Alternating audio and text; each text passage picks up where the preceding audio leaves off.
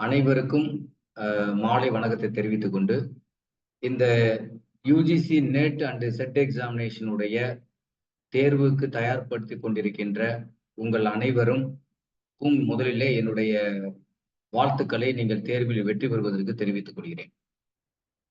இப்ப இந்த வகுப்பினுடைய நோக்கம் என்ன அப்படின்னா, எங்களுடைய யூடியூப் வாயிலாக உங்களுக்கு நாங்க பல செட் எக்ஸாமினேஷன் பேப்பர் 1 அதே மாதிரி நெட் எக்ஸாமினேஷன் பேப்பர் 2 இது தொடர்புடைய பல பதிவுகளை எங்களுடைய வாட்ஸ்அப் தளத்துல நீங்க எல்லாமே எங்களுடைய யூடியூப்லயும் நீங்க பார்த்துட்டு இருப்பீங்க.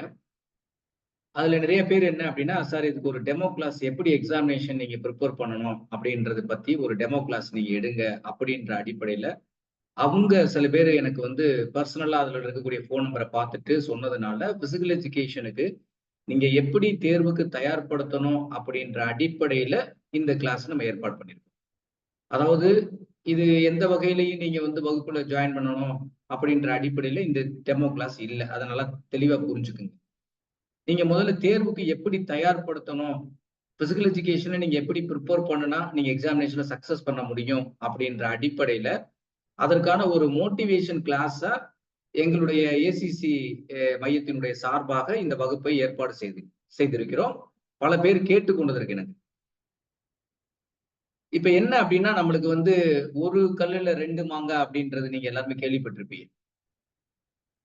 இப்ப அட்ட ஸ்டெச்ல நம்மளுக்கு வந்து 2 எக்ஸாமினேஷன் வந்து கால்ஃபார் பண்ணிருக்காங்க. ஒண்ணு என்ன அப்படின்னா செட் எக்ஸாமினேஷன். அது பிசிக்கல் எஜுகேஷனுக்கு கிட்டத்தட்ட நீண்ட நெடிய காலத்துக்கு பின்னாடி அந்த பாரதிதாசன் நடத்தி முடிச்சாங்க. அதுக்கு பின்னாடி வந்து மதர் தெரசா யூனிவர்சிட்டி மாறினதுக்கு பின்னாடி மதர் தெரசா யூனிவர்சிட்டியில நம்மளுக்கு வந்து கால்ஃபார் வரவே இல்லை. அவங்களுக்கு பல முறையில ஆர்டிஐல நாங்க கேட்டோம். அந்த ஆர்டிஐல அவங்க சொன்ன பதில் என்ன அப்படின்னா, எங்களுக்கு வந்து வேகன்சி அடிப்படையில மட்டும்தான் இந்த எக்ஸாமினேஷன் நாங்க நடத்துறோம். அதனால உங்களுடைய பிசிக்கல் எஜுகேஷன் சப்ஜெக்ட் நாங்க கால் பண்ணல அப்படின்ற மாதிரிக்கு அவங்க கொடுத்திருந்தாங்க. ஏன்னா அவங்க வந்து கொடுத்த இது வந்து என்னன்னா, கோர்ட்டுக்கு எந்த வகையில போகக்கூடாதுன்ற அடிப்படையில தான் அவங்க வந்து அந்த ஆர்டிஐல கொடுத்திருந்தாங்க. ஏன்னா 2, 3 கேண்டிடேட்டை வச்சு ஆர்டிஐல கேட்டிருந்தாங்க. அவங்க கேட்ட கேண்டிடேட்டுக்கு இதுதான் அவங்க பதில் சொல்லியிருந்தாங்க. அப்ப இந்த முறை வந்து மனோன்மணியம் சுந்தரனார் பல்கலைக்கழகத்துக்கு இது கொடுக்கப்படும் போது, அதாவது மனோன்மணியம் சுந்தரனார் பல்கலைக்கழகம் கொடுப்பதற்கு முன்னால் வந்து யார் நடத்துவதா அதிகாரப்பூர்வ அறிவிப்பு இருந்துச்சு அப்படின்னா, நம்மளுக்கு வந்து ஹையர் எஜுகேஷன்ல இருந்து பார்த்தோம் அப்படின்னா, அண்ணாமலை பல்கலைக்கழகம் சிதம்பரம் அண்ணாமலை பல்கலைக்கழகம் நடத்துவதாக ஒரு அறிவிப்பு முதல்ல இருந்துச்சு. அது சம்பந்தமான சில எக்ஸாம் வரும் வராது அப்படின்ற அடிப்படையில உங்களுக்கு நிறைய தகவல் வந்துகிட்டு இருந்துச்சு. அது ஒரு பொய்யான தகவல் அப்படின்னு முடிவாகி கடைசியில வந்து ஹையர் எஜுகேஷன் வந்து இப்ப தற்போது வந்து செட் எக்ஸாமினேஷன் யாருக்கு கொடுத்துருக்காங்க அப்படின்னா மனோன்மணியம் சுந்தரனார் பல்கலைக்கழகத்துக்கு கொடுத்துருக்காங்க. இப்ப இந்த இடத்துல நம்ம தெரிஞ்சுக்கிற வேண்டிய ஒரு விஷயம் என்ன அப்படின்னா, இந்த முறை நம்மளுடைய பேப்பர் கால்ஃபார் பண்ணியிருக்காங்க. அடுத்த முறை உங்களுக்கு எக்ஸாமினேஷன் கால்ஃபார் பண்றாங்க அப்படின்னா இதே சப்ஜெக்ட் வந்து உங்களுக்கு வரும் அப்படின்றத நம்ம உறுதிப்பட சொல்ல முடியாது. ஏன்னா இப்போதைக்கு நம்மளுக்கு வந்து ஒரு பெரிய செட் எக்ஸாமினேஷன் அப்படின்றது பெரிய ஒரு அசெட் நம்மளுக்கு. இந்த முறை நம்ம சப்ஜெக்ட் வந்து நெட் எக்ஸாமினேஷனை பல முறை எழுதி என்னால குவாலிஃபை பண்ண முடியல அப்படின்றவங்க வந்து இப்ப செட் எக்ஸாமினேஷன் இப்ப நம்ம அதை தான் இன்னைக்கு பார்க்க போறோம். எப்படி நீங்க கிளாஸ்ல ப்ரிப்பேர் பண்ணணும், எப்படி பேப்பர்ஸ் இருக்கும் அப்படின்ற அடிப்படையில தான் இந்த வகுப்பு வந்து உங்களுக்கு ஒரு மோட்டிவேஷனுக்காக இந்த வகுப்பு தொடங்கியிருக்கு. இந்த செட் எக்ஸாமினேஷன்ல பார்த்தோம் அப்படின்னா அடுத்த கால்ஃபார்லயோ அடுத்த ஒரு 1 இயர்ல மறுபடியும் அவங்க கால்ஃபார் பண்றாங்க அப்படின்னா நம்ம சப்ஜெக்ட் வரும் அப்படின்றதுக்கு உறுதித்தன்மையோடு சொல்ல முடியாது. ஏன்னா கால்ஃபார்னுடைய நோட்டிபிகேஷனை எப்படி கொடுக்குறாங்க அப்படின்னா ஒட்டுமொத்த வேகன்சியுடைய அந்த ஸ்டேட்ல அந்த செட் எக்ஸாமினேஷன் அந்த குறிப்பிட்ட சப்ஜெக்ட்ல எவ்வளவு வேகன்சி இருக்கு அதனுடைய அடிப்படையில தான் கொடுக்குறாங்க. ஸோ இந்த முறை எவ்வளவு பேரை நம்மளை குவாலிஃபை பண்ண போறாங்க, அசிஸ்டன்ட் ப்ரொஃபஸரா குவாலிஃபை ப்ரொமோட் பண்ணக்கூடியதுல எவ்வளவு மார்க் கட் ஆஃப் ஃபிக்ஸ் பண்ண போறாங்க, எவ்வளவு பேரை பாஸ் பண்ணி வைக்க போறாங்க அப்படின்றது சம்பந்தமா அவங்க வந்து ஒரு கமிட்டி வச்சு அவங்க வந்து கரெக்டா வந்து இதை டிசைட் பண்ண போறாங்க. ஆனா ஒருவேளை இதுல வந்து நிறைய குவாலிஃபை பண்ணிட்டாங்க அப்படின்னா அதுக்கு பின்னாடி வந்து நம்மளுடைய வேகன்சி அடிப்படையில பார்த்தோம் அப்படின்னா இந்த கால்ஃபார் மறுபடியும் வரும் அப்படின்றத நம்மளால உறுதிப்பட சொல்ல முடியாது. ஓகே, இப்ப நான் ஏற்கனவே சொன்ன மாதிரி ஒரு கல்லுல 2 மாங்காய் அப்படின்னா அதே மாசத்துல நம்மளுக்கு எக்ஸாமினேஷன் அவங்க வந்து மேபி ஃபர்ஸ்ட் வீக் ஆஃப் ஜூன்ல தொடங்குறதா சொல்லியிருக்காங்க. நம்ம சப்ஜெக்டை பொறுத்தளவு கண்டிப்பா வந்து பின்னாடி தான் போகும். அதாவது first week of as per date படி நான் ஸ்டார்டிங் தொடங்கினா கூட உங்களுக்கு அந்த எக்ஸாமினேஷனை பொறுத்தவரை எப்போ போறதுக்கான வாய்ப்பு இருக்கு அப்படின்னு பார்த்தோம்னா ஆன்லைன் ஸ்ரீனிவாசன் நீங்க வந்து க்ளோஸ் பண்ணினீங்கன்னா உங்களை உள்ள இருக்கலாம், இல்லைன்னா நாங்க ரிமூவ் பண்ணிடுவோம். மீட் பண்ணிக்கங்க. உங்களை யாரும் மீட் பண்ணாட்டாலும் நாங்க ரிமூவ் பண்ணிடுவோம் வெளியில். ஸோ வந்து நீங்க வந்து இந்த டேட் படி பார்த்தோம்னா நம்மளுடைய சப்ஜெக்டை பொறுத்தளவு கண்டிப்பா ஒரு செட் ஆஃப் டைம்ல தான் வரும். ஏன்னா வந்து நிறைய நம்பர் ஆஃப் சப்ஜெக்ட்ஸ் இருக்காங்க பாருங்க. அவங்களுக்கு வந்து ஒரு சில சப்ஜெக்ட்ஸ்லாம் ஷிஃப்ட் மாறி 2 ஷிஃப்ட்ல நடக்கலாம், இல்ல 3 ஷிஃப்ட்ல நடக்கலாம். அது நம்பர் ஆஃப் கேண்டிடேட் அப்ளை பண்றதை பொறுத்து. இப்ப நம்மள பொறுத்தளவு பிசிக்கல் எஜுகேஷனை பொறுத்தளவு கண்டிப்பா ஒரு ஷிஃப்ட்ல தான் நடக்குமே தவிர 2 ஷிஃப்ட்டோ 3 ஷிஃப்ட்டோ நடத்துறதுக்கான சான்சஸ் குறைவு அப்படின்றத நான் அதை தெளிவாவே நினைக்கிறேன். அதனால வந்து நம்மளுக்கு 2 விஷயம் ரொம்ப முக்கியமான விஷயம். ஒண்ணு, ஒரு கல்லுல 2 மாங்கா அப்படின்னு விஷயத்துல ஃபர்ஸ்ட் திங் வந்து செட் எக்ஸாமினேஷன் அதே மந்த்ல நம்மளுக்கு என்ன கால்ஃபார் பண்ணியிருக்காங்க அப்படின்னா, இப்ப வந்து எப்போதுமே வந்து என்டிஏ பொறுத்தளவு நேஷனல் டெஸ்டிங் ஏஜென்சி வந்து யுஜிசி நடத்திக்கிட்டு இருக்க எக்ஸாமினேஷன் என்டிஏ டெஸ்டிங் ஏஜென்சி தான் நடத்துறாங்க. நேஷனல் டெஸ்டிங் ஏஜென்சி நடத்துறாங்க. அவங்களுடைய நோட்டிபிகேஷன் என்ன கொடுத்துருக்காங்க அப்படின்னா, எவ்ரி 6 மந்த் அவங்களுடைய நோட்டிபிகேஷன் இருக்கும். அதுபடி பார்த்தோம் அப்படின்னா, காமனா இந்த தடவை வந்து என்ன அப்படின்னா, ஆஃப்லைன்ல அவங்க வந்து ஜூன் 16th எக்ஸாமினேஷன் டேட் நடத்த போறோம் அப்படின்ற ஒரு நோட்டிபிகேஷன் கொடுத்துருக்காங்க. ஏன்னா கண்டிப்பா இந்த 2 டேட்டுமே நம்மளுக்கு வந்து கிளாஸ் ஆகாது. கண்டிப்பா டிஃபரண்ட் ஸ்டேட்ல தான் இருக்கும் அப்படின்றதுல ரொம்ப தெளிவா நீங்க கருப்பையா அன்மியூட் பண்ணீங்க, மீட் பண்ணிக்கிங்கப்பா. Okay sir, okay sir. அந்த அடிப்படையில தான் உங்களுக்கு இந்த சிலபஸ் கொடுத்துருக்காங்க. 2வது இப்ப 2 விஷயம் சொல்லிட்டோம். ஒண்ணு செட் இருக்கு, ஒண்ணு நெட் இருக்கு. 2க்குமே நம்ம வந்து சைமல்டேனியஸ்ல ப்ரிப்பரேஷன் பண்ணணும் அப்படின்னா, அதை எப்படி ப்ரிப்பேர் பண்ணணும், எப்படி ஒரே டயத்துல இந்த 2யுமே நம்ம குவாலிஃபை பண்ணலாம் அப்படின்றதுக்கு ஆன ஒரு டெக்னிக்கலான பாயிண்ட்ல தான் நம்ம இந்த இந்த அமர்வை நம்ம அதை பத்தி சொல்ல போறோம். இது தவிர இன்னொன்னு என்ன அப்படின்னு பார்த்தோம்னா, ஏற்கனவே தேர்தலுக்கு முன்னாடி நம்மளுக்கு என்ன பண்ணிருக்காங்க அப்படின்னா, அண்ணா யூனிவர்சிட்டியில இருக்கக்கூடிய வேகன்சி இருக்கு பாத்தீங்களா, பிசிக்கல் டைரக்டர் வேகன்சி. அந்த வேகன்சிக்கு ஃபுல்லா ஒரு எக்ஸாமினேஷன் வந்து கால் பண்ணிருக்காங்க. ஏன்னா என்னதான் வந்து எக்ஸாமினேஷன் அப்படின்னு பார்க்கும்போது அவங்களுக்கு வந்து எக்ஸாமினேஷன் இன்டர்வியூ மார்க் 2யும் எடுத்து கம்பேர் பண்ணி பார்த்தோம் அப்படின்னா, ஒருத்தர் எக்ஸாமினேஷன்ல டாப்பஸ்ட் மார்க் எடுத்துட்டாரு அப்படின்னா, அவருக்கு இன்டர்வியூல மினிமம் மார்க் போட்டாலும் அவர் கண்டிப்பா கட் ஆஃப் உள்ள வந்துதான் ஆவார். அவரை ஒண்ணுமே செய்யவே முடியாது. அப்ப அந்த எக்ஸாமினேஷனுக்கு விண்ணப்பிச்சிருக்கவங்களுக்கு எல்லாத்துக்குமே என்ன சிலபஸ் கொடுத்திருக்காங்க அப்படின்னா, சேம் இதே சிலபஸ் தான். நெட்டுக்கு என்ன சிலபஸ் கொடுத்திருக்காங்களோ அதே சிலபஸ் தான் அங்கவும் கொடுத்திருக்காங்க. சோ ஒருவேளை நீங்க இந்த ப்ரிப்பரேஷன் பண்ணும்போது இதே டயத்துல செட் எழுதலாம், நெட் எழுதலாம். ஏற்கனவே அண்ணா யூனிவர்சிட்டி இன்ஜினியரிங் காலேஜஸ்க்கு ஃபுல்லா, அதனுடைய அப்ளைட் காலேஜஸ்க்கு ஃபுல்லா வந்து உங்களுக்கு அப்பாயின்மெண்ட் பண்ணும்போது அந்த சிலபஸ் கூட ப்ரிப்பேர் பண்றவங்களும் இந்த கிளாஸ்ல எப்படி நீங்க ப்ரிப்பேர் பண்ணணும் அப்படின்ற டெக்னிக் பாயிண்ட் வியூவும் நீங்க தெரிஞ்சுக்கிற முடியும். அடுத்து என்ன அப்படின்னு பார்த்தோம்னா, இப்ப கவர்மெண்ட் காலேஜஸ்க்கு ஃபுல்லா வந்து போஸ்ட் கால்ஃபார் பண்ணிருக்காங்க பாத்தீங்களா? இந்த கவர்மெண்ட் போஸ்ட் கால்ஃபார் பண்ணது எல்லாமே அவங்க எல்லாத்துக்குமே எப்படி கொடுத்துருக்காங்க அப்படின்னா, தீபன், குமரேஷ் தீபன் மீட் பண்ணுங்கப்பா.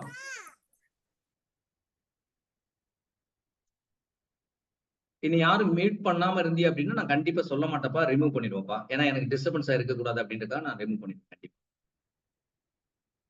இப்ப அந்த எக்ஸாமினேஷன்ல பார்த்தோம்னா நம்மளுக்கு ஒரே ஒரு போஸ்ட் வந்து புதுக்கோட்டை ராஜா காலேஜ்ல இருக்கக்கூடிய ஒரே ஒரு போஸ்ட். இந்த போஸ்ட் வந்து அசிஸ்டன்ட் ப்ரொஃபசர் போஸ்ட்.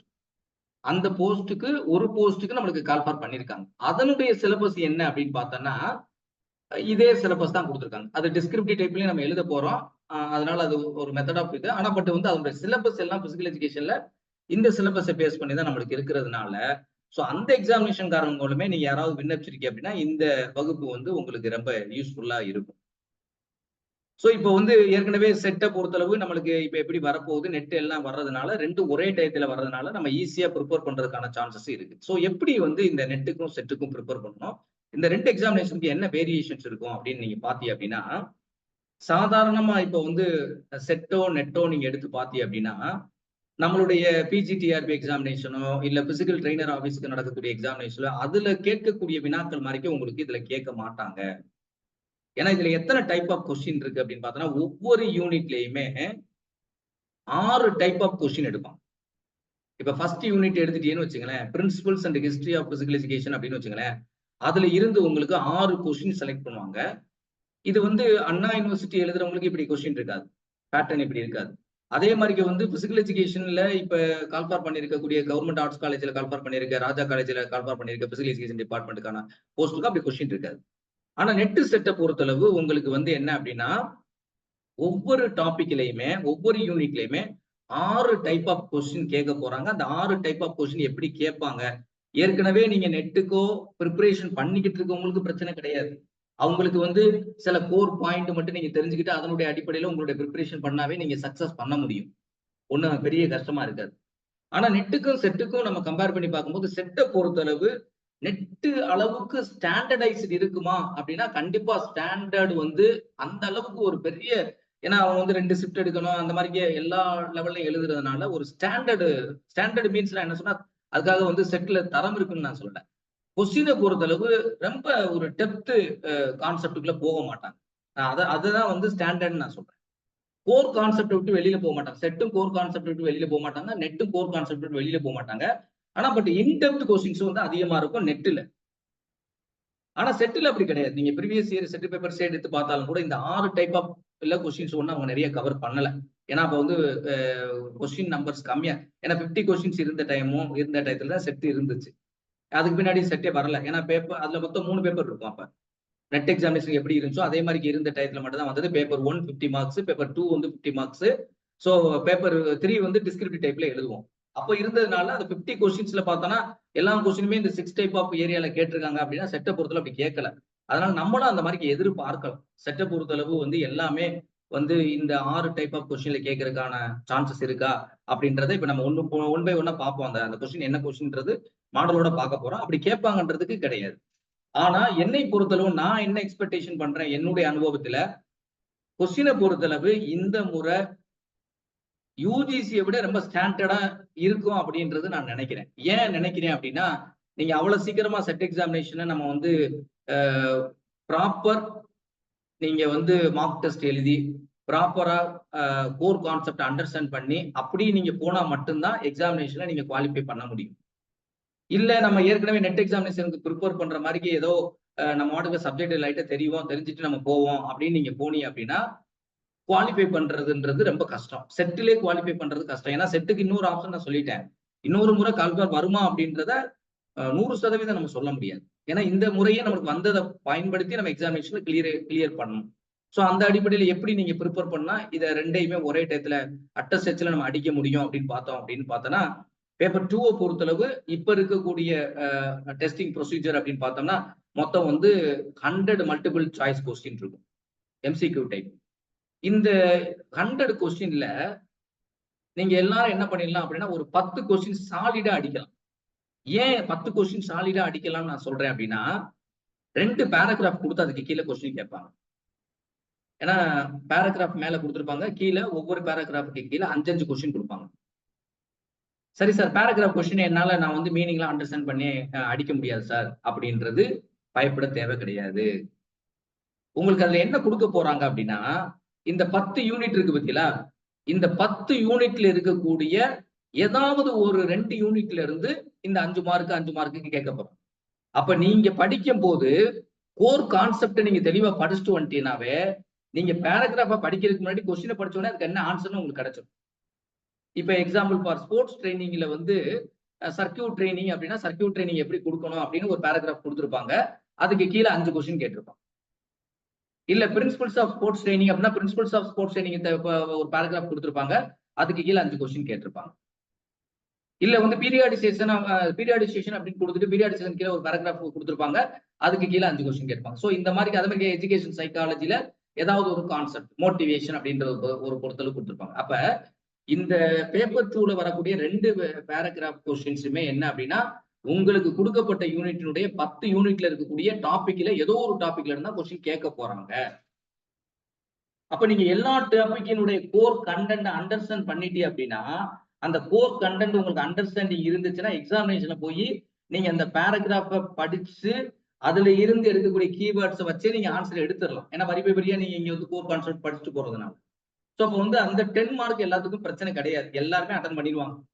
மீதி இருக்கக்கூடிய 90 மார்க் தான் நம்ம அட்டன் பண்ண போறோம். இந்த 90 மார்க்குக்கு நம்ம எப்படி அட்டன் பண்ண போறோம் அப்படின்றதான். ஏன்னா இப்போ வந்து உங்களுக்கு நல்லா தெரிஞ்சுங்க, நெகட்டிவ் மார்க் கிடையாது. 2வது பேப்பர் 1 குவாலிஃபை பண்ணா தான் பேப்பர் 2 வேலிட் பண்ணுவாங்க அப்படின்றது கிடையாது. நீங்க பேப்பர் 1ல 0 எடுத்து பேப்பர் 2ல 100 மார்க் எடுத்துட்டாலும் உங்களுடைய கட் ஆஃப் என்ன அப்படின்னா 200. ஒரு கொஸ்டினுக்கு 2 மார்க் 200 போயிடும் ஆட்டோமேட்டிக்கா. உங்களுடைய கட் ஆஃப் 200. ஸோ இப்போ வந்து பேப்பர் 1 பொறுத்தளவு நம்மளுக்கு வந்து ஏன் அப்படின்னா செட் எக்ஸாமினேஷனை பொறுத்தளவு ஒரு மினிமம் லெவலுக்கு மேல குவாலிஃபைட் பண்ண மாட்டாங்க அப்படின்ற அடிப்படையில செட்டை பொறுத்தளவு நம்மளுக்கு மினிமம் குவாலிஃபைட்ஸ் தான் அவங்க ஃபிக்ஸ் பண்ணுவாங்க. அது எவ்வளவு பெர்சன்டேஜ் ஃபிக்ஸ் பண்ணுவாங்கன்றது நம்மளுக்கு தெரியாது. அப்ப அந்த பெர்சன்டேஜ்ல வரணும் அப்படின்னா நம்ம வந்து கண்டிப்பா பேப்பர் 2க்கும் சைமல்டேனியஸா நம்ம இம்பார்ட்டன்ஸ் கொடுத்தா தான் நம்ம இந்த வட்டமே நம்ம கிளியர் பண்ண முடியுமே தவிர நம்ம செட்டு தானே, நம்ம ஸ்டேட் கவர்மெண்ட் தானே நடத்துறாங்க, அதனால வந்து நம்ம பாஸ் பண்ணிடலாம் அப்படின்றத நீங்க நினைச்சிட்டு ப்ரிப்பரேஷன் பண்ணாதீங்க, தயவு செய்து நான் சொல்றேன். சோ அப்ப வந்து இப்ப எத்தனை கொஸ்டின் அட்டன் பண்ண போறோம், அதுல 90 கொஸ்டின் மட்டும் தான் நம்ம அட்டன் பண்ண போறோம். ஒரு கொஸ்டினுக்கு 2 மார்க் அப்படின்றது உங்களுக்கு தெரியும். அதை பொறுத்தளவு நம்மளுக்கு தெரியும், நோ நெகட்டிவ் மார்க்னு தெரிஞ்சிடும். சோ பேப்பர் 2 பொறுத்தளவு இப்ப ஃபர்ஸ்ட் வந்து என்ன, நீங்க வந்து ஃபர்ஸ்ட் நான் எக்ஸாமினேஷனுக்கு இப்பதான் சார் ஃபர்ஸ்ட் டைம், இல்ல நான் ஏற்கனவே ப்ரிப்பேர் பண்ணிட்டே இருக்கேன், ஒவ்வொரு முறை எனக்கு பாயிண்ட் ஃபெயில போகுது, ஏதோ பெர்சன்டேஜ்ல நான் வெளியே போயிட்டே இருக்கிறேன், என்னால பாஸ் பண்ண முடியல அப்படின்னு நீங்க நினைக்கிறவங்க ஃபர்ஸ்ட் என்ன டெக்னிக்கல் பாயிண்ட் அப்படின்னு பார்த்தோம்னா, ஃபர்ஸ்ட் வந்து அண்டர்ஸ்டாண்ட் தி சிலபஸ். முதல்ல உங்களுக்கு கொடுத்துருக்க சிலபஸ் இருக்கு பார்த்தீங்களா, அதை கிளியரா டாபிக் வைஸா சப் டாபிக் வைஸா நீங்க கிளியரா அண்டர்ஸ்டாண்ட் பண்ணுங்க. thoroughly review the UGC NET physical education syllabus to gain a clear understanding of the major topic and subtopics that will be covered in the exam. உங்களுடைய எக்ஸாம்ல என்ன கொஸ்டின் கேட்க போறாங்க அப்படின்றத நீங்க முழுக்க என்ன பண்ணணும் அப்படின்னு பார்த்தோன்னா, கிளியரா சிலபஸை நீங்க அண்டர்ஸ்டாண்ட் பண்ணணும். டாபிக் வைஸ் இப்போ யூனிட் 1 அப்படின்னு போட்டீங்கன்னா ஒவ்வொரு ஹெட்டிங்கா நீங்க போட்டுக்கணும், அதுல என்னென்ன சப்ஹெட்டிங்ஸ் இருக்குது. இப்ப ஒரே யூனிட்டுக்குள்ள இப்ப நியூ அப்டேஷன் படி பார்த்தோம்னா சிலபஸினுடைய யூஜிசியினுடைய சிலபஸ்ல முதல்ல கூட கொஞ்சம் வேகா இருந்துச்சு, ஃபாஸ்டா இருந்துச்சு. ஆனா இப்ப பார்த்தோன்னா அதை எல்லாம் கன்சால்டேட் பண்ணி கம்மி பண்ணிட்டாங்க. 10 யூனிட்டுகளை தான் நம்ம படிக்க போறோம், ப்ரிப்பரேஷன் பண்ண போறோம். இந்த 10 யூனிட்ல ஒரு சில யூனிட்ஸ்குள்ள 2 பேப்பர்ஸ் உள்ள இருக்கும். இப்ப எக்ஸாம்பிள் பார்த்தோன்னா கின்சியாலஜி யூனிட் 2 எடுத்துக்கிட்டோம் அப்படின்னா கின்சியாலஜிக்குள்ள என்ன இருக்கும், பயோமெக்கானிக்ஸும் உள்ள வந்துடும். ஸோ அந்த மாதிரி வரும் யூனிட்டை பொறுத்தளவு நம்ம பார்க்கும்போது அந்த யூனிட் பார்க்கணும். ஸோ ஃபர்ஸ்ட் யூனிட் பிரின்சிபல்ஸ் படிப்போம், அப்புறம் எக்ஸசைஸ் பிசியாலஜி வரும், அடுத்து கின்சியாலஜி 3rd யூனிட்ல வரும். ஸோ யூனிட்ல வரும்போது பயோமெக்கானிக்ஸ் அதுக்கு இன்க்ளூட் ஆகும். அதே மாதிரி ஸ்போர்ட்ஸ் ட்ரைனிங் எடுத்தீங்கன்னா அதுக்குள்ள வந்து மெத்தட்ஸும் உள்ள இன்க்ளூட், டைப்ஸ் ஆஃப் காம்படிஷனும் உள்ள வந்துடும். ஸோ அதுதான் அப்படிதான் கொடுப்பாங்க. அப்போ நீங்க என்னன்னா ஃபர்ஸ்ட் வந்து சிலபஸை நீங்க ஹெட்டிங் வைஸா சப்ஹெட்டிங்ஸ் வைஸா எல்லா கோர் கான்செப்டும் நம்ம தெளிவா அண்டர்ஸ்டாண்ட் பண்ணிருக்கோமா அப்படின்றத கிளியரா நீங்க புரிஞ்சுக்கணும் முதல்ல. ஸோ இதுதான் ஃபர்ஸ்ட் உங்களுக்கு டிப்ஸ். செகண்ட் டிப்ஸ் என்ன அப்படின்னு பார்த்தோம்னா, பிளான் யுவர் ஸ்டடி ஷெட்யூல். இப்ப நம்மளுக்கு வந்து இருக்கிறது வந்து ஷார்ட் பீரியட் ஆஃப் டைம் தான். சோ இப்ப வந்து இந்த மாசம் ஒரு மாசம் எடுத்துங்க, அடுத்த மாசத்துல நம்மளுக்கு கொஞ்சம் 3rd வீக்ல போனா கூட, ஏன்னா நெட் கிளாஸ் ஆகாது. சோ நெட் வந்து நம்ம எப்படி நெட்டை நம்மளுடைய டார்கெட் வச்சுக்கணும். நெட் 16ஆம் தேதி அப்படின்னா 2nd வீக், அதுல ஒரு 14 நாள், இதுல ஒரு நம்மளுக்கு இன்னைக்கு 1ஆம் தேதி, இதுல ஒரு 30 நாள், மொத்தமே நம்மளுக்கு 44 நாள் தான் இருக்கு. இந்த 44 நாளை எப்படி நம்ம வந்து ஒவ்வொரு டாபிக்கையும் ரிலவெண்டா கவர் பண்ணணும். So create a well-structured study schedule that allow you to cover all the relevant topics within the available time. So இப்போ ஆக்சுவலா வந்து என்ன அப்படின்னா, இப்போ நாங்கள் நெட்டு கிளாஸுக்கும் கிளாஸ் தொடங்குறோமா, இப்போ அந்த கிளாஸுக்கு ஜாயின் பண்ற பேஸ்ல இந்த நாங்கள் கிளாஸஸ் அமைக்கல. இது ஆக்சுவலா ஒன்லி ஃபார் வந்து அவேர்னஸ் கிளாஸ். ஆனா பட் இந்த இடத்துல என்ன எதுக்காக நான் அதை சொல்றேன் அப்படின்னா, வித்தின் தி அவைலபிள் டைம், அந்த அவைலபிள் டைம்ல இவ்வளவு சிலபஸையும் நம்ம வந்து எப்படி எடுக்க போறோம், எப்படி பண்ண போறோம் அப்படின்னா, ஒன்லி த கோர் கான்செப்ட் தான் நம்ம எடுக்க போறோம். 100 கொஸ்டின் அட்டன் பண்றதுக்கு கோர் கான்செப்ட் எதை படிச்சா நீங்க வந்து எக்ஸாமினேஷன்ல போய் எக்ஸாமினேஷன்ல இருக்கக்கூடிய எல்லா வினாக்களுக்கும் 6 டைப் ஆஃப் வினாக்களுக்கும் உங்களால ஆன்சர் பண்ண முடியும் அப்படின்ற அடிப்படையில தான் உங்களுடைய பிளானிங் ஷெட்யூல்ல நீங்க வைக்கணும். அந்த அடிப்படையில தான் நாங்களும் இந்த ஷார்ட் பீரியட் ஆஃப் டைம் ஒரு கிராஸ் கோர்ஸ் அப்படின்னா, கிராஸ் கோர்ஸ்னா ரொம்ப டெப்தா போகாது. ஸோ ஒன்லி ஃபார் கோர் கான்செப்டை பேஸ் பண்ணி தான் அந்த எக்ஸாமினேஷன் இருக்கும். அந்த கிளாஸஸும் உங்களுக்கு இருக்கும். அடுத்து பார்த்தோம் அப்படின்னா, refer to recommended books and study materials. இப்ப என்ன பொறுத்தளவு நான் சொல்லுவேன் வந்து, நீங்க நிறைய பப்ளிகேஷன்ஸ் இருக்கு. நான் இந்த பப்ளிகேஷன்ஸே நான் சொல்ல வரல. நீங்க பஜார் கைட்ல போனீங்க அப்படின்னா, பஜார்ல வந்து நிறைய பஜார்ல வந்து இந்த பிசிக்கல் எஜுகேஷனுக்கு நிறைய போட்டிருக்காங்க. ஆனா அதெல்லாம் நீங்க எடுத்து படிச்சு பார்த்துட்டு நீங்க எக்ஸாமினேஷன்ல போய் எடுத்து எழுதி பாருங்க. அதுல இருந்து ஒரு 10 கொஸ்டின் அல்லது 15 கொஸ்டின் வேணா கேட்டு இருப்பாங்க, எழுதலாம், அவ்வளவுதான் இருக்கும். இப்ப குறிப்பிட்ட சில ஆதர்ஸ் புக் எல்லாம் நீங்க பாத்தீங்கன்னா வால்யூம் 1, வால்யூம் 2, வால்யூம் 3 அது வாட்டுக்கு வாஸ்டா போயிட்டே இருக்கும். இதெல்லாம் அண்டர்ஸ்டாண்ட் படிக்கிற அளவுக்கு நமக்கு டைம் கிடையாது. சில புக் இன்னும் ஷார்ட்டா கொடுத்துருப்பான். ஒவ்வொரு பஜார் கைடினுடைய பின்பக்கத்திலேயே 100 கொஸ்டின் 200 கொஸ்டின் கொடுத்துருப்பான். அந்த 200 கொஸ்டின் நீங்க ஒரு யூனிட்டுக்கு படிச்சுட்டு போனாலும் சரி, 300 கொஸ்டின் படிச்சுட்டு போனாலும் சரி, கோர் கான்செப்ட் அண்டர்ஸ்டாண்ட் பண்ணாம உங்களால அந்த 200 கொஸ்டின் படிச்சாலும் அங்க 200 கொஸ்டின் கேட்டிருக்கவே மாட்டாங்க. 200 கொஸ்டின் படிச்சுட்டு போயிருக்கலாம் அந்த யூனிட்ல இருந்து. ஆனா அதுல ஏதாவது 1 or 2 மட்டும்தான் அதை பேஸ் பண்ணி கேட்பானே தவிர பஜார் கைட பேஸ் பண்ணி பொதுவா நீங்க படிச்சு அப்படின்னா உங்களுடைய எக்ஸாமினேஷன் சக்சஸ் பண்றது அப்படின்றது இந்த இடத்துல பண்ண முடியாது. ஆனா அதுக்கு ஒரு ஆல்டர்னேட் என்ன கொடுத்துருக்கேன் அப்படின்னு பாருங்களேன். Refer to the recommended books. நீங்க ரெக்கமெண்டட் புக்ஸை படிக்காது, ஆனா ஸ்டடி மெட்டீரியலை படி. ஸ்டடி மெட்டீரியல் அப்படின்னா உங்களுக்கு இப்ப குறிப்பிட்ட ஆத்தர்ஸ் இருக்கக்கூடிய புக்ஸ் இருக்கு பார்த்தீங்களா. இப்ப ஸ்டாட்டிஸ்டிக்ஸ் அப்படின்னா வர்மா புக். அவர் குவாலியர்ல நம்மளுடைய பிசிக்கல் டிபார்ட்மெண்ட் ஒர்க் பண்றாரு. அந்த வர்மா புக் வந்து அவருடைய ஸ்டாண்டர்டைஸ்டா கொஞ்சம் வந்து ஸ்டாட்டிஸ்டிக்ஸ் இன் பிசிக்கல் எஜுகேஷன் அப்படின்ற அந்த புத்தகம் போட்டிருக்காங்க. அதுல கொஞ்சம் ஓரளவுக்கு ஸ்டாண்டர்டைஸ்டா இருக்கும். ஏன்னா ரிசர்ச் மெத்தடாலஜில ரெண்டுமே ஜாயிண்டடா வரும். அதே மாதிரி ரிசர்ச் இப்ப வந்து அதே மாதிரி ஸ்போர்ட்ஸ் ட்ரைனிங் அப்படின்னு வந்து வச்சுக்கோங்களேன். அப்போ வந்து பார்த்தோன்னா அவருடைய நேம் வந்து ஹர்தயால் சிங். ஹர்தயால் சிங் நீங்க பாத்தீங்க அப்படின்னா ஹர்தயால் சிங்ல பொறுத்தளவு வந்து நீங்க யூஜிசியினுடைய கொஸ்டின் பேப்பர் செட்டிங்கே வந்து ஹர்தயால் சிங் புக்கை ரெஃபர் பண்ணி தான் கொஸ்டின்ஸ் எடுக்கிறாங்க. ஸோ இப்போ வந்து அந்த புக் இது மாதிரி ஒவ்வொரு சப்ஜெக்ட்டுக்குமே ஒரு ஸ்டாண்டர்டைஸ்டு ஸ்டடி மெட்டீரியல்ஸ் இருக்கு. அதை எடுத்து நீங்க ப்ரிப்பேர் பண்ணா மட்டும்தான் நீங்க என்ன பண்ண முடியும். எக்ஸாமினேஷன் பாஸ் பண்ண பஜார் கைட்ல இருக்குது, பஜார் கைட்ல பின்னாடி உள்ள கொஸ்டினுக்குள்ள ஆன்சர் படிச்சாலும் கூட நீங்க எக்ஸாமினேஷன்ல போய் பார்க்கும்போது உங்களால அதுக்கான ஆன்சர் பண்றதுக்கான ஒரு டைரக்ட் கொஸ்டின்ஸ் வேணா நீங்க ஆன்சர் பண்ண முடியும். தவிர ரீசனிங் கொஸ்டினையோ மேத்ஸ் சிட்டி ஃபாலோயிங் வேணா ஆன்சர் பண்ணலாம். ரீசனிங் கொஸ்டின் அரேஞ்ச்மெண்ட்ஸ் கொஸ்டின்ஸ்லாம் உங்களால கோர் கான்செப்ட் அண்டர்ஸ்டாண்ட் பண்ணாம உங்களால ஆன்சர் பண்ண முடியாது. அது வெரி ஒரு ஹார்டான ஒரு விஷயம். ஸோ அப்போ தீஸ் ரிசோர்ஸஸ் மேல சொல்றது. அது மட்டும் இல்லாம நீங்க ஒரு ஏதாவது ஒரு சென்டர்ல நீங்க எக்ஸாமினேஷன் படிக்கிறீங்க, இந்த நெட் சென்டர்ல வந்து நிறைய பேர் நெட் சென்டருக்கு நடத்துறாங்க. அது மாதிரி படிச்சு அப்படின்னா அவங்களுடைய அந்த எக்ஸ்பர்ட் கைடன்ஸ் என்ன கொடுக்குறாங்களோ அந்த அடிப்படையில, ஏன்னா அவங்க வந்து பல எக்ஸாமினேஷன்ல குவாலிஃபை பண்ணவங்களா இருந்தாங்க அப்படின்னா நெட் எக்ஸாமினேஷன்லயோ செட் எக்ஸாமினேஷன்லயோ அவங்களுடைய குவாலிஃபைடு இருந்துச்சு அப்படின்னா அவங்க கொடுக்கக்கூடிய எக்ஸ்பெக்டேஷன்லயும் சப்ஜெக்ட் கோர் கண்டென்ட் உங்களுக்கு கிடைக்கும். So these resources will provide you with comprehensive coverage.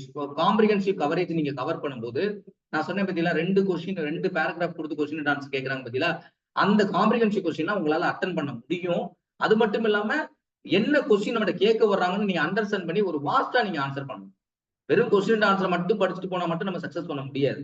But core concept understand பண்ணாம உங்களால எக்ஸாமினேஷன்ல செட் எக்ஸாமினேஷன் நெட் எக்ஸாமினேஷன்ன்றது அந்த மாதிரி தான் இருக்கும்.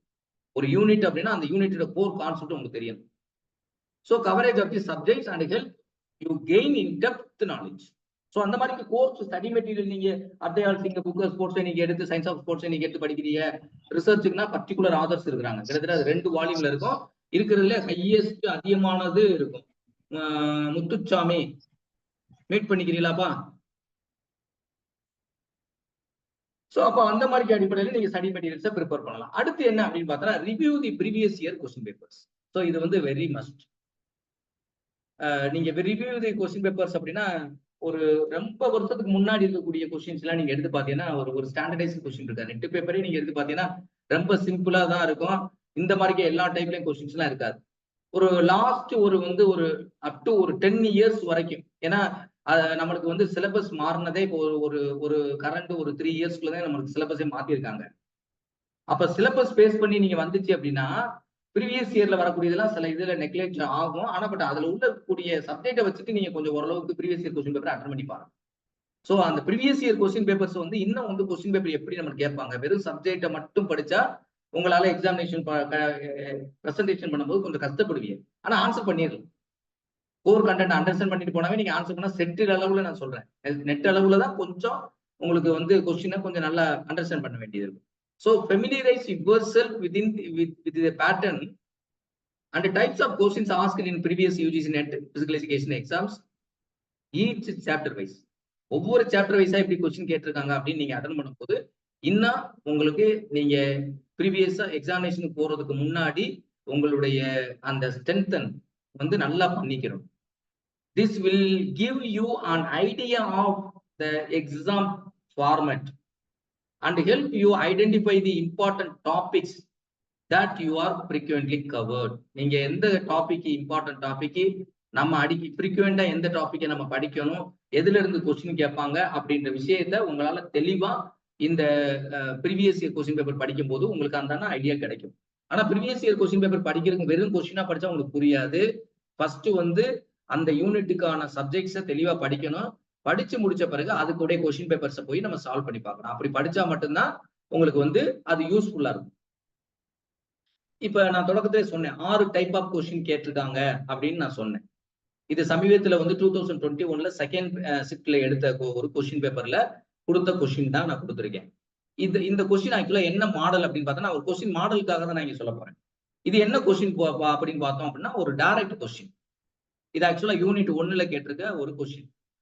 சாரி, இது யூனிட் 1 கிடையாது. இது யூனிட் வந்து 5ல கொடுத்திருக்க ஒரு கான்செப்ட். அதாவது டீச்சர் எஜுகேஷன் வந்து எப்படி இருக்கு அப்படின்றத பொறுத்தளவு அதனுடைய டெவலப்மெண்ட்டை பத்தி தான் அந்த யூனிட். என்ன யூனிட் நம்ம பின்னாடி பார்ப்போம். அந்த யூனிட்ல தான் இது இருக்குது. Which is an advisory body for the central and state government on teacher education in India. இந்தியாவில் டீச்சர் எஜுகேஷனுக்கு வந்து எந்த கீழே கொடுக்கப்பட்டிருக்க எந்த பாடி வந்து அட்வைசரி அப்படி, அதாவது both state government and central government அப்படின்னு கேட்டிருக்காங்க. இப்ப நீங்க எடுத்த பார்த்தோம் அப்படின்னா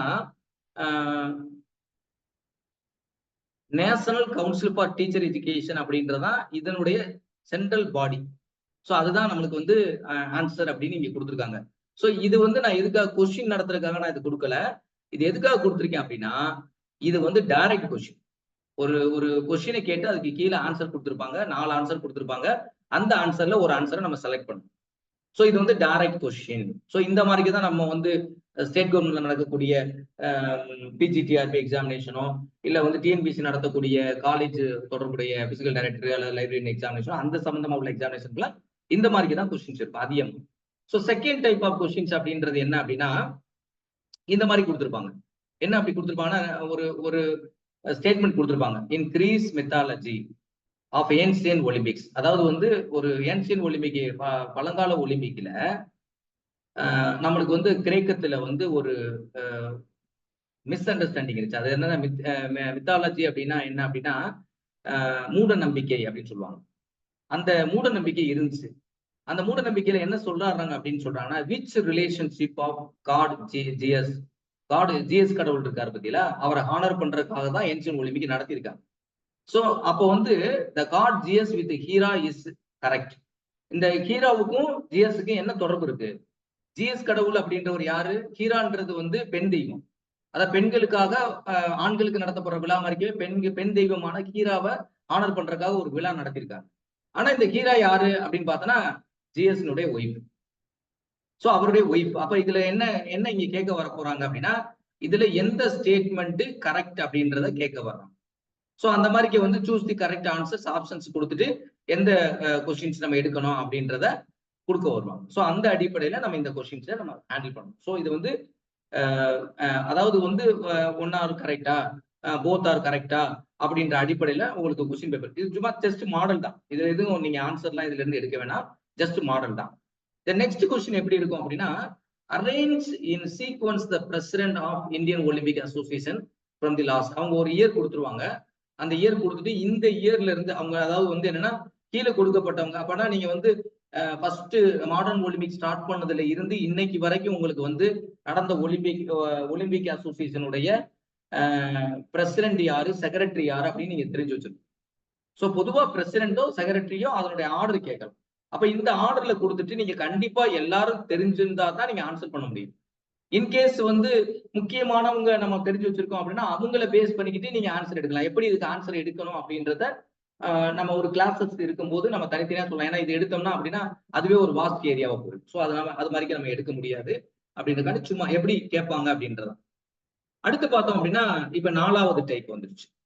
முதல் டைப் வந்து டைரக்ட் கொஸ்டின் கொடுத்தாங்க. செகண்ட் டைப் இந்த மாதிரி ஏபி கரெக்டான்னு கேட்டிருப்பாங்க. தேர்ட் டைப் வந்து இந்த மாதிரி வந்து சென்டென்ஸை வந்து அரேஞ்ச்மெண்ட்ஸ் பண்ண சொல்லுவாங்க. அடுத்து வந்து மேட்ச் தி ஃபாலோயிங் அப்படின்னா, மேட்ச் தி ஃபாலோயிங் பொறுத்தளவு நம்ம ஈஸியா அட்டன் பண்ணணும். ஸோ இங்க பார்த்தோன்னா இது ஆக்சுவலா வந்து எதுல இந்த இது இருக்கு அப்படின்னு பார்த்தோன்னா, கின்சியாலஜில வந்து உங்களுக்கு சிலபஸ்ல என்ன கொடுத்துருக்காங்க அப்படின்னா, ஜாயிண்ட பத்தி கொடுத்துருக்காங்க. ஜாயிண்டுடைய ஸ்ட்ரக்சரு, அது எப்படி இன்சர்ஷன் ஆகுது, எப்படி வந்து மசில்ஸ் வந்து எங்க இன்சர்ஷன் ஆகுது, மசிலுடைய ஆர்ஜின் என்ன, அதுல அங்க வந்து ஜாயிண்ட்ல எல்லா ஜாயிண்ட் நீங்க டை ஆர்த்ரோசிஸ், ஆம்பி ஆர்த்ரோசிஸ், அது மாதிரி ஒவ்வொரு ஜாயிண்ட்ஸ்லயும் இருக்கக்கூடிய சப்டைப்ஸ் எல்லாமே அதுல கொடுத்துருக்காங்க. ஸோ அதுல இருந்து இந்த கொஸ்டின் எடுத்திருக்காங்க. ஸோ இர்ரெகுலர்னா என்ன, ஹிஞ்ச் ஜாயிண்ட்னா என்ன, கான்டிலாய்டு ஜாயிண்ட்னா என்ன, பாலன் சாக்கெட் ஜாயிண்ட்னா என்ன, அதுக்கு நீங்க மேட்ச் பண்ணணும். மேட்ச் தி ஆன்சரை பொறுத்தளவு உங்களுக்கு வந்து ஈஸியா உங்களால ஆன்சர் பண்ண முடியும். ஏன்னா ஏதாவது ஒண்ணுக்கோ அல்லது ரெண்டுக்கோ தெரிஞ்சிருந்துச்சு அப்படின்னா அது ரெண்டுக்கு மேட்ச் ஆச்சு அப்படின்னா ஆட்டோமேட்டிக்கா நீங்க ஈஸியா எடுத்துட முடியும். ஸோ இது ஒரு type, 4th type. 5th type questions எப்படி இருக்கும் அப்படின்னு பார்த்தோம் அப்படின்னா, இப்ப இதுதான் எல்லாத்துக்கும் ஆன்சர் பண்றதுக்கு கொஞ்சம் கஷ்டமா இருக்கும். என்னன்னா ஃபர்ஸ்ட் ஒரு ஸ்டேட்மெண்ட் கொடுத்திருப்பாங்க, செகண்ட் ஸ்டேட்மெண்ட் ஒன்னு கொடுத்திருப்பாங்க. இப்ப இங்க ஃபர்ஸ்ட் ஸ்டேட்மெண்ட் என்ன கொடுத்திருக்காங்க? whenever subjective measurement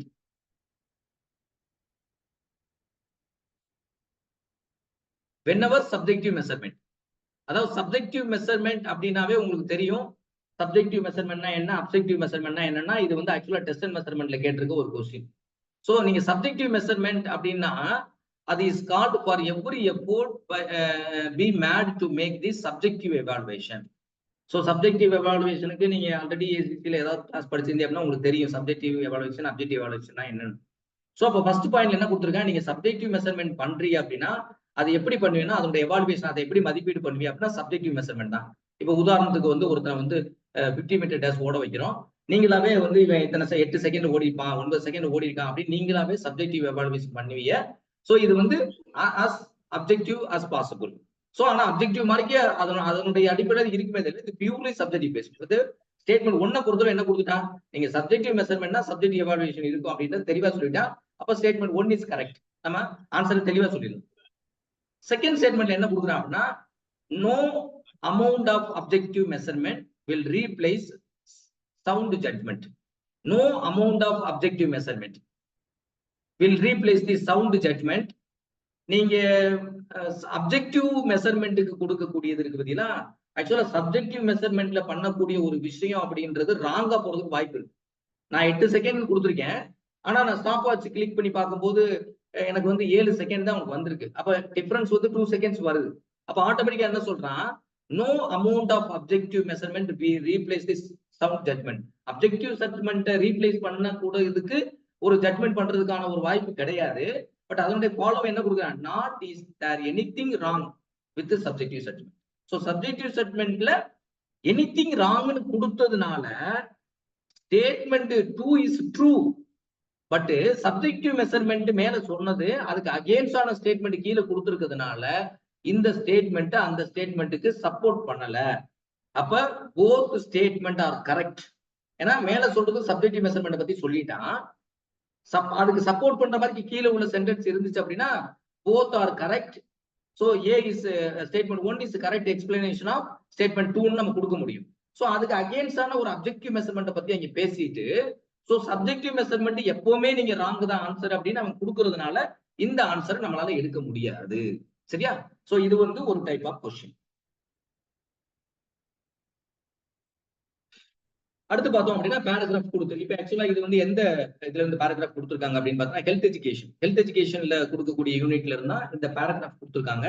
இந்த பேராகிராஃப்ல இருந்து உங்களுக்கு கொஸ்டின் 10 கொஸ்டின் நான் சும்மா ஒரு exam structure of COVID-19 virus include. ஏன்னா இது வந்து என்னன்னா கம்யூனிகபிள் டிசீஸ்ல வரக்கூடியது. ஸோ கம்யூனிகபிள் டிசீஸ் எந்த ஏரியால இருக்கு அப்படின்னு பார்த்தோன்னா ஹெல்த் எஜுகேஷன் யூனிட்டுக்குள்ள தான் அது இருக்குது. ஸோ அதனால இந்த இதை நம்ம செலக்ட் பண்ண வேண்டியது இருக்கு. அடுத்து பார்த்தோம் அப்படின்னா ஃபோக்கஸ் ஆன் கோர் கான்செப்ட். நீங்க வந்து கோர் கான்செப்டை நீங்க அண்டர்ஸ்டாண்ட் பண்ணாம நெட் ஸ்லெட்ல நீங்க அவ்வளவு சீக்கிரமா நீங்க வந்து நான் அப்ஜெக்டிவ் படிக்கிறேன் அப்படின்லாம் படிச்சுட்டு போயிட்டு எக்ஸாமினேஷன் அட்டன் பண்ண முடியாது. So you have to focus on unit wise core concept. அது ரொம்ப முக்கியம். ஸோ அதுதான் நம்ம கிராஸ் கோர்ஸ்ல சொல்லி கொடுக்க போறோம். ஸோ அடுத்து பார்த்தோம் அப்படின்னா practices solving the sample papers and mark test. Regularly practices solving the sample paper and take mark test. Mark test எடுக்கிறதுக்கு நீங்க எங்கேயும் போக தேவையில்லை. மார்க் டெஸ்ட் எழுதணும் அப்படின்னா நீங்க NTA வெப்சைட்டுக்கு போனாவே நீங்க வந்து அவங்களே மார்க் டெஸ்ட் கொடுத்துருக்காங்க. அந்த மார்க் டெஸ்ட் நீங்க எழுதி பார்க்கலாம். ஸோ அதுக்கு உங்களால ஆன்சர் பண்ண முடியுதா அப்படின்றது உங்களுக்கு தெளிவாவே தெரியும். அடுத்து பார்த்தோம் அப்படின்னா take notes and create the summaries. நீங்க ஒவ்வொரு யூனிட்டுக்கு நான் சொன்ன பத்தியில கோர் கான்செப்ட், அந்த கோர் கான்செப்டை ஒவ்வொரு டாபிக் சப் டாபிக் வைஸா நீங்க நோட் பண்ணி அதை படிச்சுட்டு போனா தான் இதுல கேட்கக்கூடிய எல்லா டைப் ஆஃப் கொஸ்டினுக்கும் நீங்க ஆன்சர் பண்ண முடியும். ஸோ இப்போ நான் ஃபாஸ்டா போடுறதுக்கு என்ன அர்த்தம்னா இந்த 2 நிமிஷம் தான் இருக்கு, இந்த லிங்க் கட் ஆக போகுது.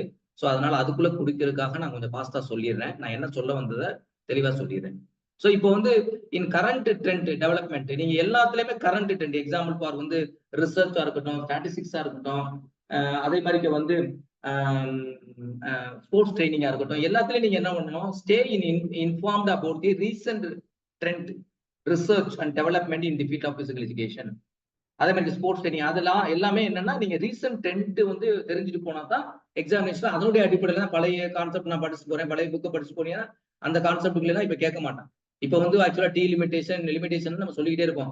இப்பெல்லாம் அது வந்து new terms inclusive criteria, exclusive criteria, அப்படிலாம் அது வந்துருச்சு. ஸோ அது மாதிரி ஒரு உதாரணத்துக்கு நான் சொல்றேன். ஸோ அந்த மாதிரி வேர்ட்ஸையும் நம்ம யூஸ் பண்ண கத்துக்கணும். ஸோ இப்ப டாபிக் அப்படின்னு பார்த்தோம் அப்படின்னு வச்சுக்கோங்களேன், மொத்தம் இதான் நம்மளுக்கு வந்து 10 டாபிக் குடுத்துருக்காங்க. இதுல வந்து கின்சியாலஜில பயோமெக்கானிக்ஸ் உள்ள வந்துரும். அதே மாதிரிக்கு வந்து பார்த்தோன்னா, இந்த ஸ்போர்ட்ஸ் ட்ரெய்னிங்ல மெத்தட்ஸ் வந்துரும். மெத்தட்ஸ் யூனிட் உள்ள வருது. அடுத்து பார்த்தோம் அப்படின்னா, இன்னும் ஒரு யூனிட்டுக்குள்ள அடிஷனலா ரிசர்ச்சுக்குள்ள வந்து ஸ்டாட்டிஸ்டிக்ஸ் வந்துரும். ஸோ இது உள்ள அடிஷனல் சப்ஜெக்ட்டா உள்ள குடுத்துருக்காங்க. ஸோ இப்ப இத பொறுத்தளவு வந்து நீங்க தெளிவா ஏன்னா எனக்கு டைம் வந்து கம்மியா இருக்கனால, கட்டாக போறதுனால நான் கிளாஸஸ வேகமா சொல்லிட்டேன். ஸோ என்ன மாரிக்கு அடிப்படையில நீங்க பிரிப்பேர் பண்ணணுன்ற விஷயத்த ஃபுல்லா இதுல பதிவு பண்ணியிருக்கோம். ஸோ இது சம்பந்தமா நீங்க மீண்டும் நான் இதே வீடியோ வந்து YouTubeல அப்லோட் பண்ணுவேன். கொஞ்சம் லேட்டா ஜாயின் பண்ணவங்க, நீங்க அந்த இத கூட பார்த்து அதுக்கேத்தாப்புல நீங்க கிளாஸஸ வந்து தயார்படுத்துங்க. உண்மையிலே நீங்க தேர்வில் வெற்றி பெறுவதற்கு என்னுடைய வாழ்த்துக்களை நான் இந்த நேரத்திலே தெரிவித்துக் கொள்கிறேன். இன்கேஸ் நீங்க இது சம்பந்தமான கோர்ஸ் ஏதாவது படிக்கணும்னு விரும்புறீங்க அப்படின்னா, ஸோ